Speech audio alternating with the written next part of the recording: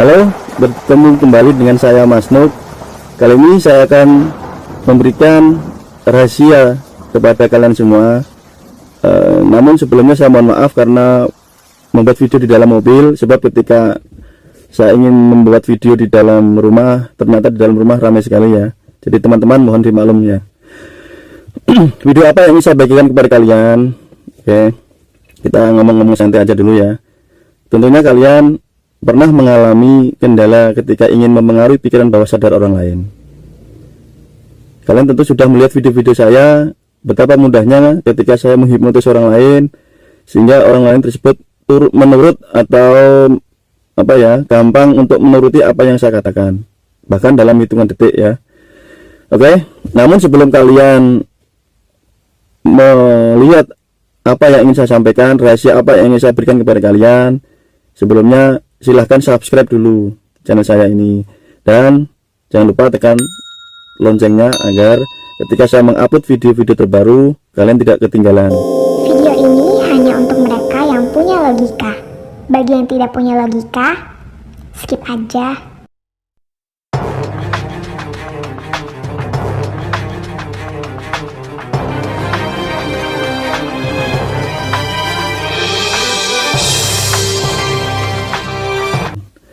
Baiklah, oke, saya akan memulainya. Saya akan memberikan ilustrasinya dulu ya kepada kalian ya. Jadi begini teman-teman, manusia itu mempunyai beberapa panca indera. Tentunya semua panca indera itu digunakan oleh manusia. Ada 5 panca indera yang umumnya kita kenal. Yang pertama adalah penglihatan ya, yang kedua adalah pendengaran, yang ketiga indera perasa ya, perasaan maksudnya, yang keempat indera peraba, yang kelima adalah indera pengecap. Namun untuk video kali ini hanya 3 panca indera saja yang akan saya bahas. Oke, yang pertama adalah panca indera tentang penglihatan atau visual, yang kedua adalah pendengaran atau auditori, yang ketiga adalah indera perasa atau kinestetik. Kenapa ini sangat penting sekali? Sebab setiap harinya tentu kita menggunakan ketiga indera ini. Namun beberapa orang tentu mempunyai indera yang lebih tinggi dibandingkan indera yang lainnya. Maksudnya seperti ini, orang lebih cenderung bertipe visual ya, atau penglihatannya lebih banyak digunakan daripada pendengaran atau perasaannya. Ada juga orang yang lebih dominan di pendengarannya daripada indera penglihatan atau indera perasaannya. Dan juga orang juga lebih dominan menggunakan perasaannya daripada indera penglihatan dan indera pendengaran. Oke?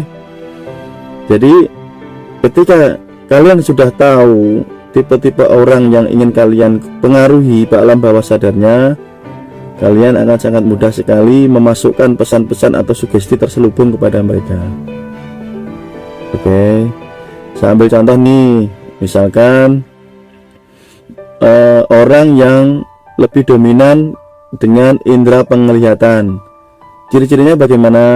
Orang yang inderanya penglihatannya lebih dominan daripada pendengaran dan perasaan. Biasanya orang tersebut ini suka membaca ya, orang yang katakanlah suka melihat TV, melihat handphone lebih lama. Ketika kalian coba lakukan tes, ketika kalian ajak bicara, dia boleh dikatakan mengabaikan ya. Kalian panggil namun dia tidak mendengar walaupun di depan kalian orang tersebut. Kenapa? Karena pada saat tersebut indera penglihatan atau indera visualnya ini lebih tinggi daripada indera pendengaran, sehingga orang tersebut sangat fokus dengan apa yang dia lihat. Pun sebaliknya, ketika orang yang menggunakan panca indera pendengaran atau auditorinya lebih tinggi, maka ketika kalian berikan gambar atau sesuatu yang kalian tunjukkan di depannya, maka dia lebih sulit untuk menerima di pikiran alam bawah sadarnya. Pun dengan indera perasa. Oke, saya akan bahas satu persatu, namun kalian harus simak video ini sampai habis sehingga kalian paham apa yang ingin saya berikan kepada kalian. Oke, setuju ya teman ya? Oke, saya lanjutkan. Orang yang mempunyai indera penglihatan lebih dominan daripada indera pendengaran dan indera perasa, maka cara mempengaruhinya sangat mudah sekali teman.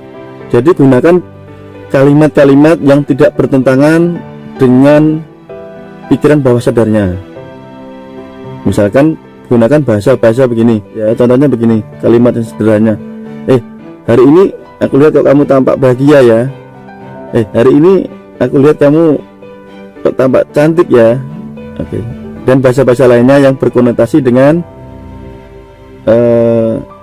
penglihatan. Karena apa?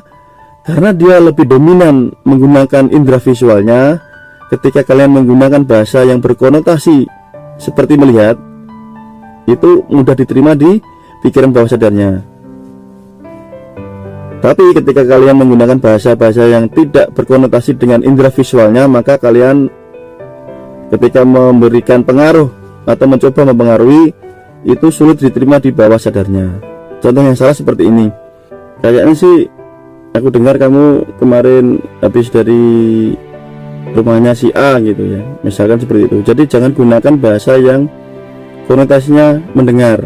Contoh kalimat yang salah ya, ketika kalian berbicara dengan orang yang tipe indera visualnya lebih tinggi seperti ini nih. San, aku dengar kemarin si Buti lagi naik jabatan nih. Ketika kalian menggunakan kalimat aku dengar, maka orang yang bertipe indera visual, dia tidak akan merespon di pikiran bawah sadarnya dengan baik. Tapi kalau kalian menggunakan kata seperti ini, San, kamu lihat nggak kemarin si Buti itu sudah naik jabatan, dia bagus loh kerjanya. Oke, walaupun tujuannya sama, kalian menggunakan kalimat yang konotasinya berbeda, maka kalimat kedua yang menggunakan San, aku melihat si Budi kemarin sudah naik jabatan nih, itu akan mudah diterima di pikiran bawah sadarnya orang yang kalian ajak bicara. Kenapa? Sesuai dengan tipenya, karena tipenya itu visual ya, dia lebih dominan menggunakan matanya. Jadi gunakan bahasa-bahasa yang berkonotasi melihat. Pun ketika kalian berbicara dengan orang yang bertipe perasaannya lebih tinggi atau kinestetiknya lebih tinggi, jangan gunakan kata-kata yang mengandung unsur melihat atau mendengar. Contohnya seperti ini. Kalau aku rasakan nih, kayaknya kamu cocok deh kalau pakai ini. Oke. Itu kalimat yang benar ketika kalian menggunakan kalimat tersebut untuk orang yang tipenya adalah tipe kinestetik atau perasa. Tapi misalkan kalian menggunakan kalimat yang salah, misalkan seperti ini contohnya. Aku lihat kalau kamu pakai baju ini cocok deh. Oke, garis besarnya adalah ketika kalian menggunakan kata aku lihat, maka orang yang bertipe perasaan atau kinestetik, dia merespon alam bawah sadarnya itu tidak baik sekali ya. Artinya tidak dapat menangkap pesan yang ingin kalian sampaikan dengan sempurna.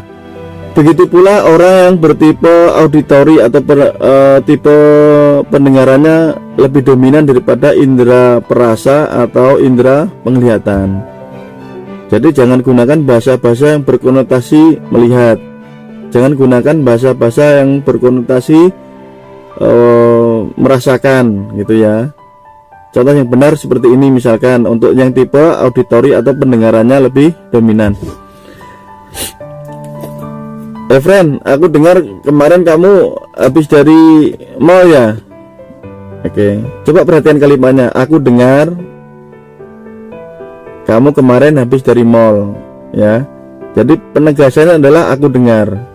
Tapi kalau kamu bilang seperti ini, friend, aku lihat kemarin kamu habis dari mall ya.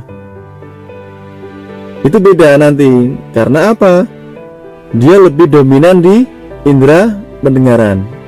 Jadi ketika kalian menggunakan kalimat yang tidak tepat, maka respon pikiran bawah sadarnya itu tidak baik untuk menerima pesan yang ingin kalian sampaikan.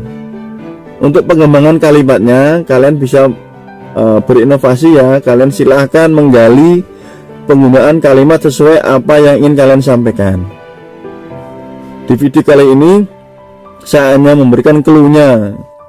Jadi saya ulang sekali lagi nih teman-teman. Yang pertama, yang penting adalah ketika kalian paham tipe orang yang ingin kalian pengaruhi, apakah dia termasuk tipe orang yang visual lebih dominan, atau tipe auditorinya lebih dominan, atau tipe perasaannya lebih dominan. Jadi kalian gali lagi penggunaan kata-katanya ya teman-teman ya, sehingga kalian sangat mudah untuk mempengaruhi pikiran orang tersebut. Oke. Semoga video ini bermanfaat. Jangan lupa bagikan atau share kepada teman-teman kalian.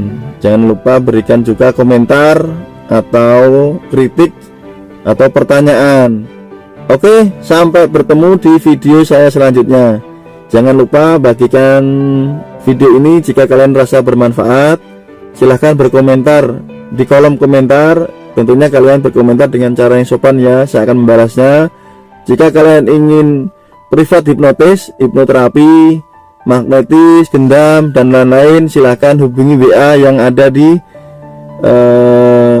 link deskripsi yang akan saya cantumkan di bawah. Oke, terima kasih, sampai bertemu di video saya selanjutnya. Selamat mempraktekkan.